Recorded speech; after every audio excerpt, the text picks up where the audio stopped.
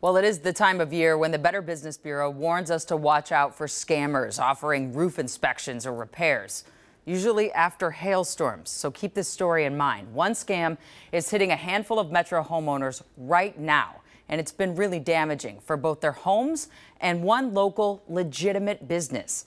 Kent talked to one of the homeowners and the real business involved. And Kent, there's good reason for getting this story out right now. Yeah, absolutely, Jana, because the scammers haven't just been active in the last couple of weeks. We just learned they approached another homeowner just today. I'll get into that in just a second, but first, here's where it started. I'm just angry at myself, very angry. If you told me 2 weeks ago that this would happen, I'd have laughed in your face. Jim Graham, How wrong I would have been. says the scam that led to all of this began when a man with a distinct Irish accent approached him with a reasonable offer to fix one loose shingle by his upstairs window. I thought $200, yeah, please take care of it. But by the time that man returned a few days later, that estimate shot through the roof. I came home from getting my groceries to find 6 Irishmen on the roof. I was gobsmacked, to be quite honest. He says the men had already started removing shingles and his roof itself, claiming they found rotted wood that needed to be replaced. After a few minutes, they came in and said that the roof was steep and therefore they'd need to rent scaffolding.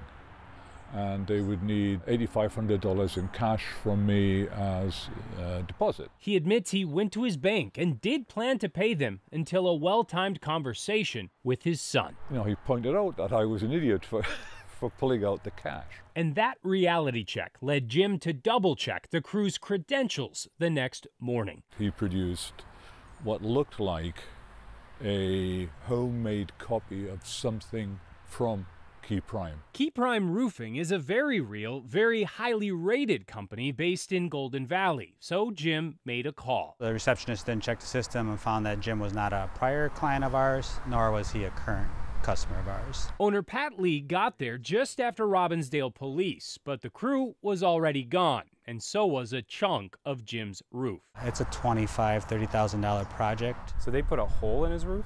A very big hole, probably a good 10 by 20 hole. And just a few days later, they got a call about another one in New Brighton. Somebody had offered to clean her gutters for $100. They got up on the roof, they opened a roof vent and took photos and came down and told her that she had a hole in her roof. They showed her videos of rotten wood that wasn't her wood, and they started tearing wood shingles off her house. Unfortunately, Pat says the crew used a fake invoice to convince the woman to pay $9,500 in cash to cover the removal and new materials. And after beginning delivery, they requested another $30,000 in cash to get started on the repairs. She said she didn't have that kind of money, that she would need to go apply for a loan. On her way to the bank, she called her insurance to find out how much they would be able to cover, and they immediately called us asking us what the heck was going on out there. Pat says everything from the fake flyers to the Irish accents matched Jim's story, so they are now working with local law enforcement and the state to investigate. Our main goal with Key Prime is to make sure that the community isn't affected anymore. They're maximizing the damages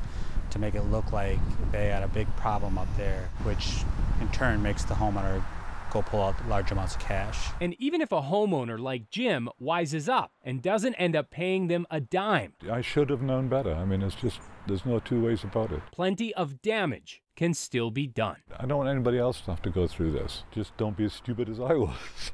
I think you're being a little hard on yourself. I think I have every right to be. Somebody has to be, put it that way. As I mentioned a minute ago, Jim's warning is timely. After our interview this morning, Key Prime received another call about the same scam in Northeast Minneapolis. The woman had just been approached by a crew with Irish accents handing out the same fake documents. That woman said she did not let them on her roof. Instead, she called police and contacted the company directly. Hopefully, it will put an end to this sometime soon. Jana. Yeah, they ask you to pay in cash. Huge red flag, right? What else should they do?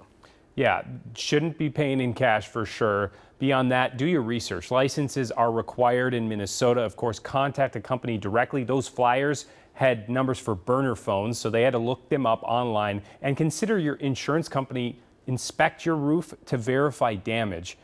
And finally, of course, sign a contract. In Minnesota, there is a 3-day cooling off period, so Many will, want to wait those 3 days before they even get to work. Yeah, tough for those folks and for Key Prime. Hopefully this stops soon. Thanks so much, Kent.